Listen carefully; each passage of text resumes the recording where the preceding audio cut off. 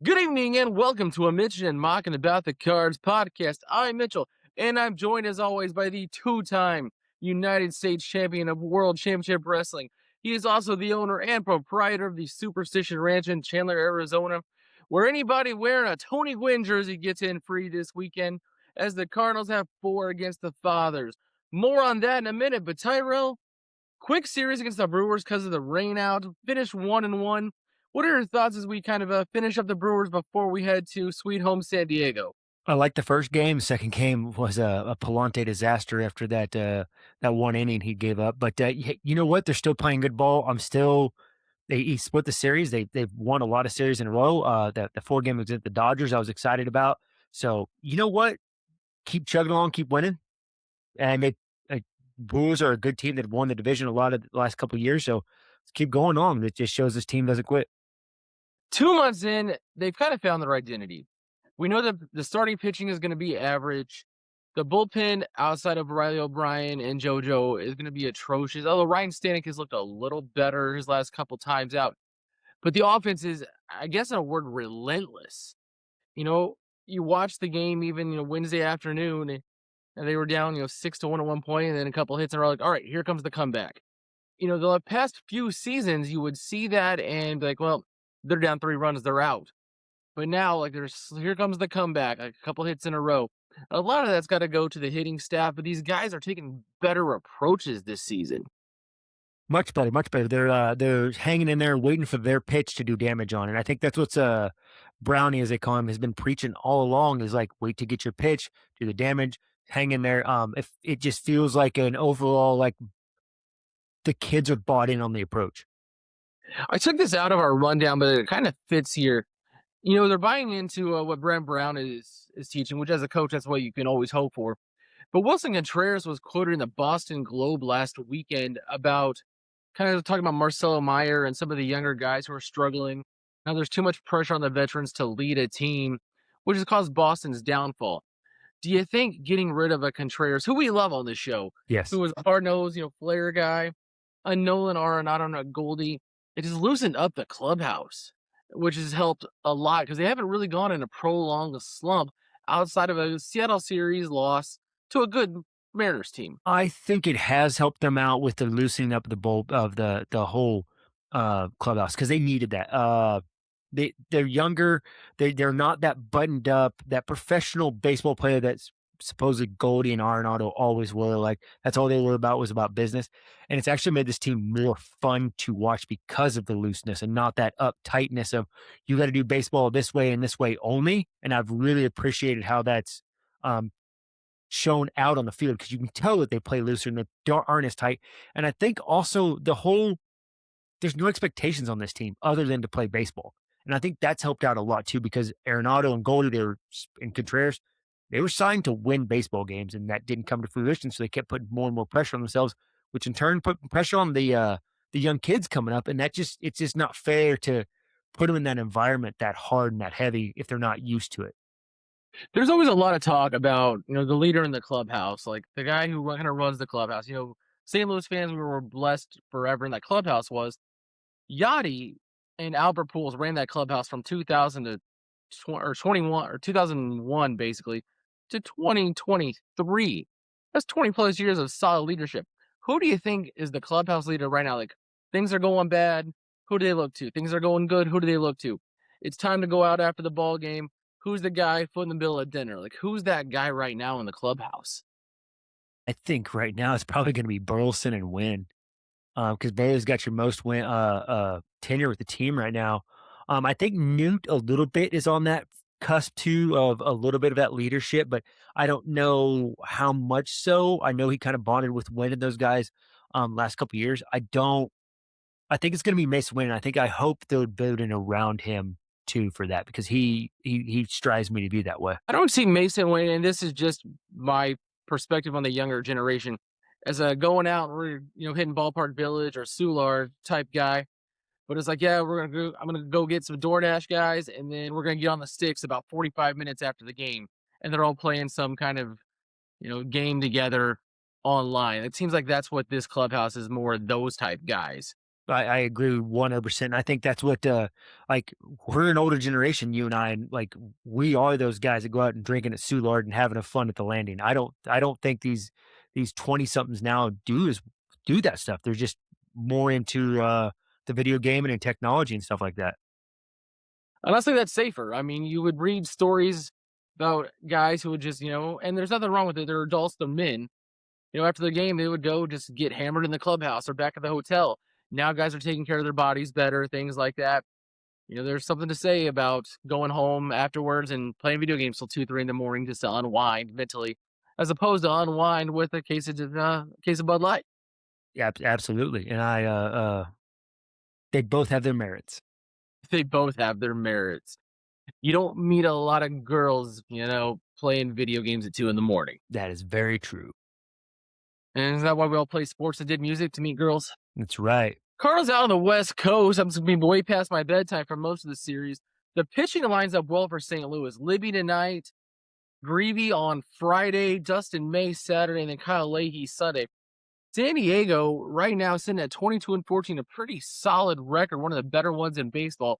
They struggle behind the plate, though. They struggle to hit. How do you see this series going, Tyrell? 3 out of 4 possible, especially your 3 best pitchers on the front end of it.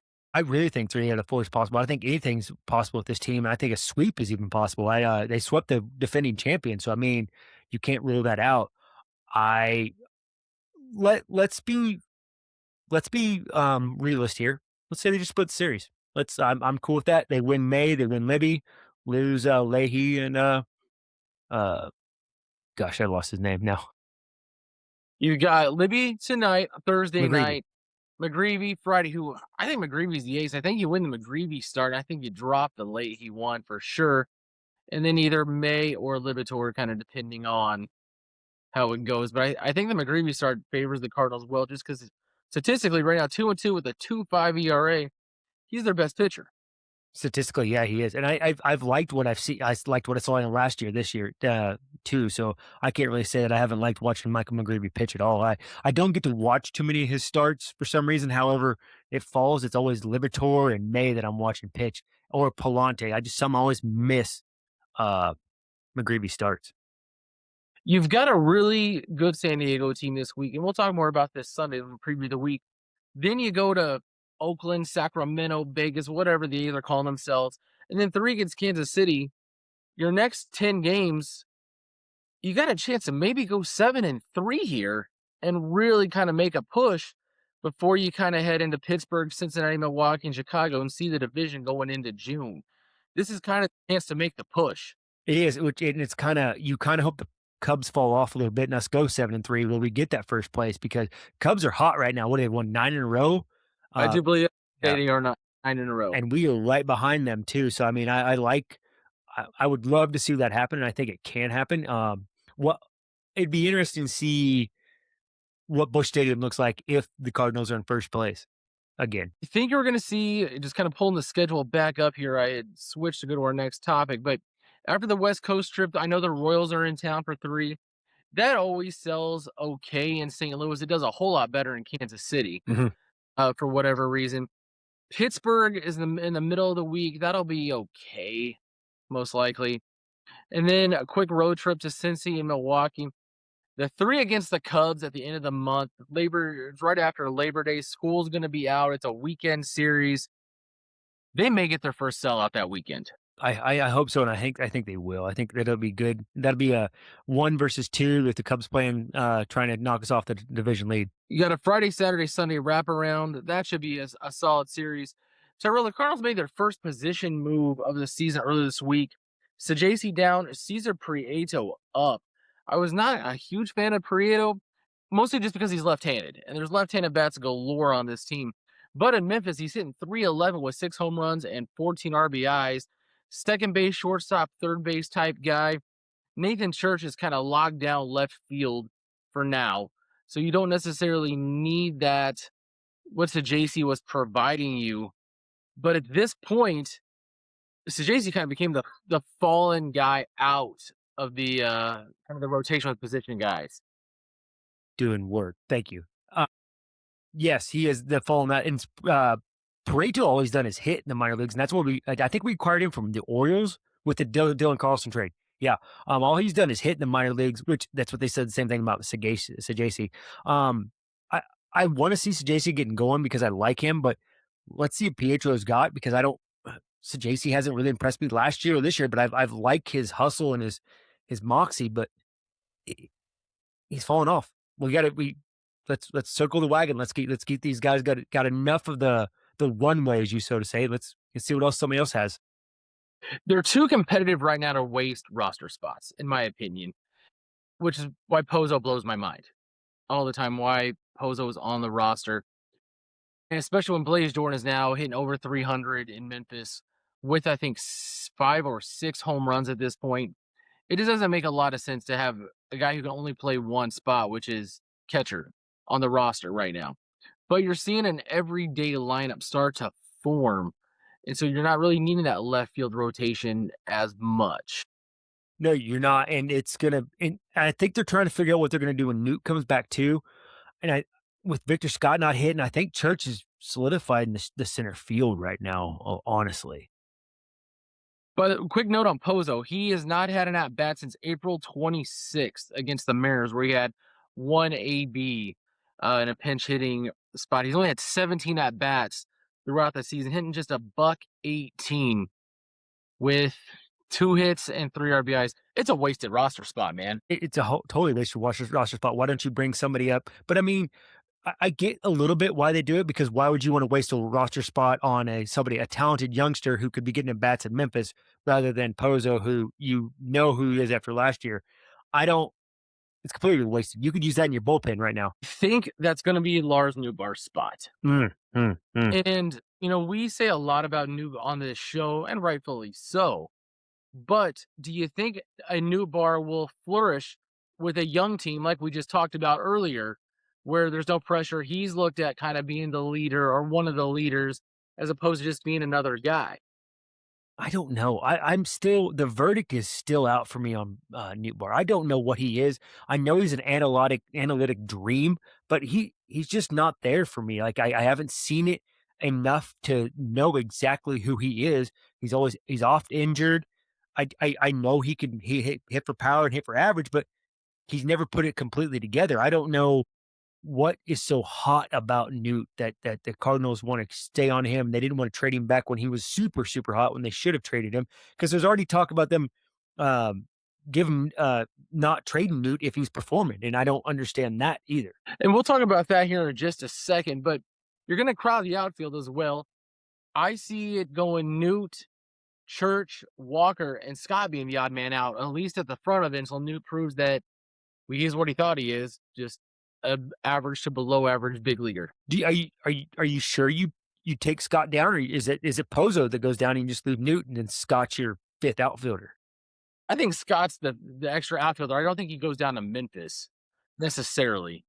I mean, the glove is still a plus glove, and he could be a huge weapon, I think, off the bench in late game situations. You need a run, all right, go put him in second base to go as the pinch runner because he's going to score anything up the middle, etc. Yeah, okay. But I think Newt is an interesting piece who may flourish inside of this situation where he's kind of looked upon to be a leader and not in the shadow of the Goldschmidts, the Arenados, or the Contrerases. I agree. I mean, it's we'll see. I mean, what's it? We say the 31st. We think he's going to be back. June 1, June 1. I believe that's his call up date against the Cubs. Man, the ovation he would get from the St. Louis faithful. And the first sellout of the year, and then Newt comes back. Yeah, he'll get a huge ovation for that. He'll be up for that weekend series. Mm-hmm. If they don't activate it, they'll activate him for that weekend. We'll go and mark it down on our predictor. Newbar will be called up for the Cubs series. Tyrell, our weekly segment, free Jimmy Crooks. No homers since the last time we talked. Average down to 258, but he still got 10 home runs. Are we still on the free Jimmy Crooks bandwagon? I think we need to stop singing his praises and start talking shit because every time a Cardinal player we talk shit on, they immediately start producing. So I think we need to start talking shit on him in the free Jimmy Crooks segment.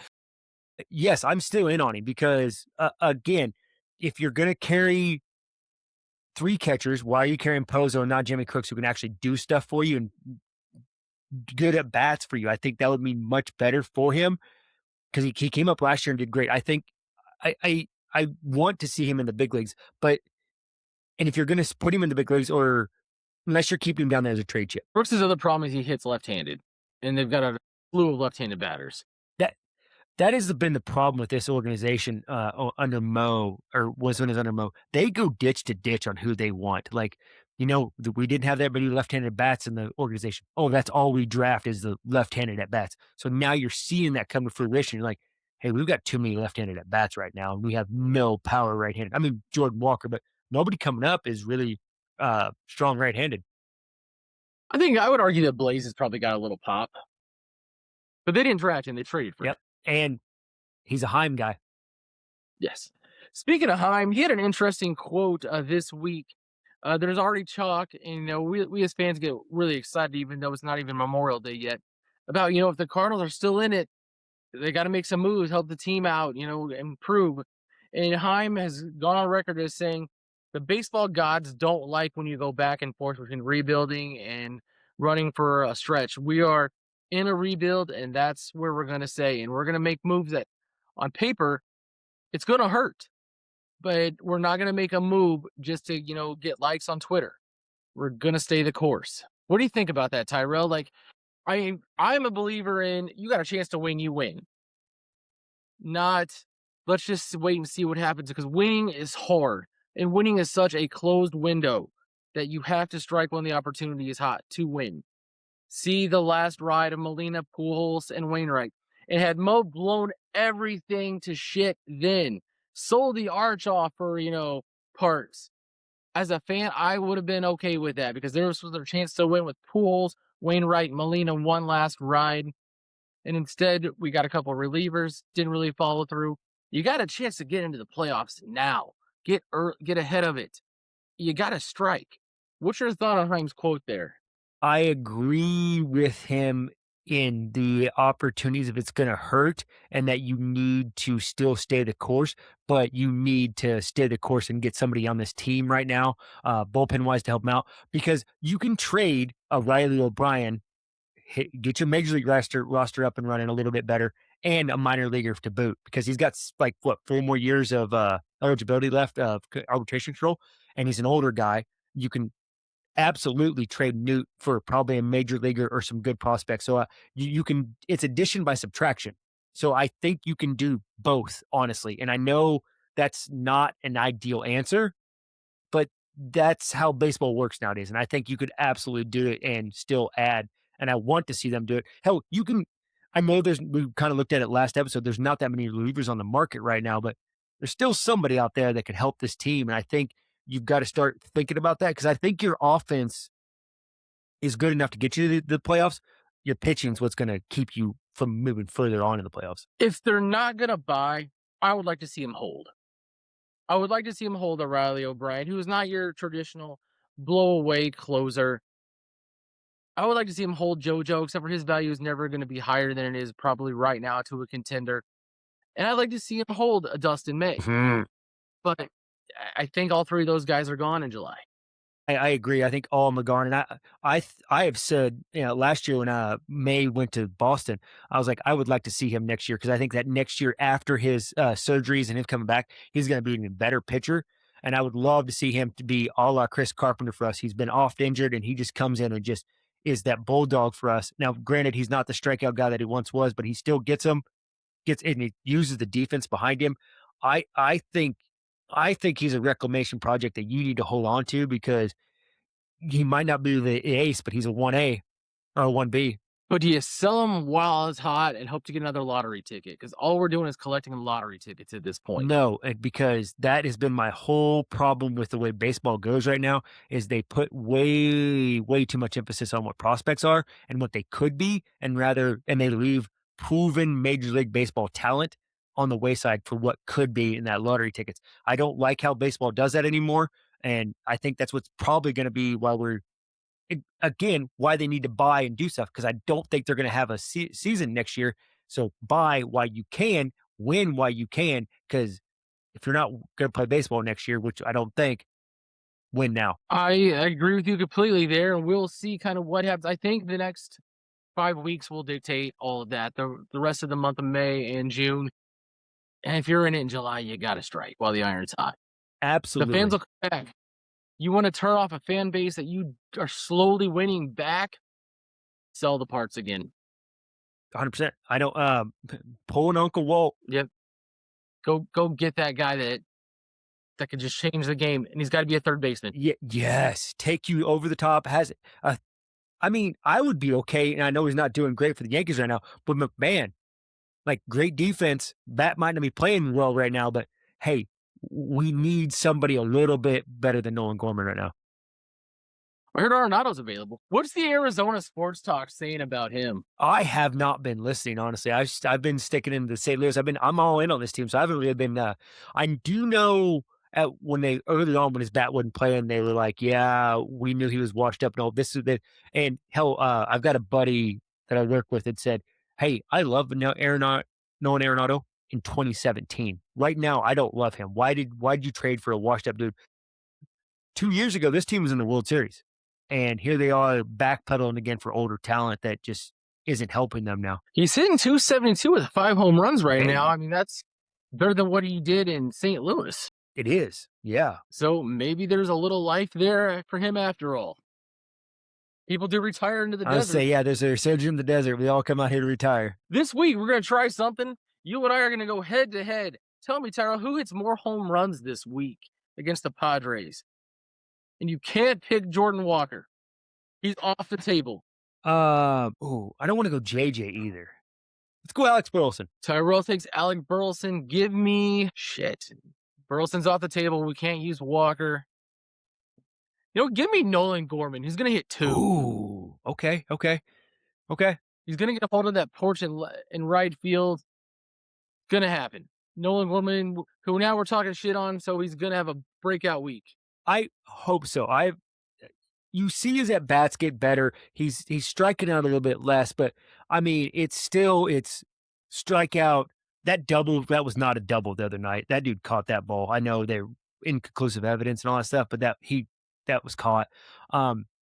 His swing has the holes in it that it had a couple years ago. So he's learning, he's getting there, but I don't think he's going to be whatever they thought he was going to be. He's not. I think it's time to move on from that. Play Reyes. Play Fermin. Get a glove over there. And you'll get that almost the exact same production. Yeah, absolutely. I mean, heck, Fermin's doing a little bit better because, I mean, he's got a little bit more pep in his step than Gorman does. Got a little more speed. You know who's playing third Memphis right now, though? Blaze Jordan. Huh. And he hits right-handed, and we need a right-handed power bat. Huh. His defense is atrocious. He makes Gorman look like our not. Ooh, wow. Ooh, wow. Yeah, atrocious. But put in the comments, if you want to beat us this week on who's going to hit the most home runs, and I will send you a Cardinal baseball card of that player you think is going to hit the most home runs. Awesome. I love this little idea. Let's do it. In this week's segment, Old Man Yells at Cloud. Tyrell, you got to have 4 different networks to watch the Cardinals this week. ESPN Thursday night, Apple TV Friday, Big Fox Saturday, and then, of course, Cardinals TV on Sunday, which if you get a YouTube TV subscription, that'll take care of 2. That's $90. Apple TV, I think, is $9.99. There's 100. Cardinal TV costs $20 a month. $120 this week to watch Cardinal games. My question for you is, while the old man yells at the cloud, remember just watching games on Fox Sports or ESPN. Name one series that's on Apple TV. I used to have Apple TV too, and I don't even know. I know it's got Harrison Ford and Jason Segel in it. That's all I know. Splittering I don't have one. I don't know. That is not a shocking adornment for Apple TV. Yep, it's great. Oh, Ted Lasso. There you go. Oh, that's not even on anymore. I don't know if that counts. Okay, that's fair. I'll give you that one. I'm trying to think. Was Reacher on that one? No, he's on Prime. Was Reacher on Prime? Reacher's on Prime. Watch a little Prime. Netflix now has a Lord of the Flies series. Ooh. Speaking of paying for more TV programming, somebody should just bundle all this stuff together in one place. And I wonder if they would call it something like satellite or cable or just something. Ooh, Cable's a good name. Yeah, I like that one. We should trademark cable. We're onto something here. Speaking of cable TV, a happy trails to Ted Turner. I know a guy you knew very well in your time in World Championship Wrestling. Because of Ted Turner, young boys in Montana watch the Atlanta Braves. And MLB is doing everything they can to make sure people in Atlanta don't get to watch the Atlanta Braves now. Yeah, absolutely. With 605 TBS, you got to watch the Braves. I remember my grandfather when I was a kid, he watched the Cubs on WGN at 1 o'clock after his nap, have his dinner, and then watch the Braves until it's time for the Cardinal game. He was a big fan of John Smoltz. Ted Turner did a ton. TBS, the Superstation, World Championship Wrestling. I think about those Braves rain delays. You got the Andy Griffith Show, like High Speed Pursuits, those original 1960 home run derbies. And they don't just make like rogues like Ted Turner anymore. He was a billionaire who gave back, did multiple, charities, things like that. Captain Planet was his creation. So I was just kind of wondering, like, what do you remember anything about TBS or before when they were the Superstation, TBS, TNT, before they became really just another network? Oh God, yeah, that was like the like you just said it, and I had forgotten about it till you started saying it. Like, there was a ton of Braves games on all the time. Every Yeah, night, unless they were the national game. yeah, all the time, and that's how you got to watch it. And I mean, I was never a Braves fan, but I mean, you got to watch those three stellar friggin' pitchers all the time with Maddox, Glavine, and Smoltz. And then if you want to throw in there the 1989 darling Steve Avery, he was awesome to watch too. No, that's and then WCW. That's the main things that I remember is the Nitro Monday Nitro versus the Raw Wars. Remember those? And I watched a ton of TBS, and I didn't even think about it till you started talking about that. Yeah, back in the days when we just gotten cable, and that was one of the main stations you had. He also founded Cartoon Network, Oh, good job. which is a crazy pull. And then you just think about like the it's because of him that Roadhouse is so popular because Roadhouse was on TNT like 4 nights a All week the time. there for a while. And Shawshank Redemption. I watched it. Roadhouse and Shawshank. Yes. And now, they got away from the Superstation. Our generation, we were fortunate to grow up with WGN as a Superstation and TBS, TNT. So we got to see a lot of Atlanta Hawks games and most importantly, Chicago Bulls games. So we got to see Jordan almost every night. We got to see Maddox, Smoltz, and Glavine. And now you just don't get that anymore. It was all part of your regular TV package. And the original Cartoon Network with the Cartoon Block, Johnny Bravo, Come Home Late at Night, Space Ghost Coast to Coast. Yes, I was just thinking Space Ghost when you said that. I'd forgotten about it. It was so funny to watch. Oh, man. The good old days. Old man yell at cloud again. Old Man Yells at Cloud continued. That'll do it for us today. We got about 20 minutes till first pitch. We'll be back Sunday night with a wrap up of the San Diego series. For the Mouth of the West, Tyrell Mock, I am Mitchell Jenkins, and we will see you on Sunday.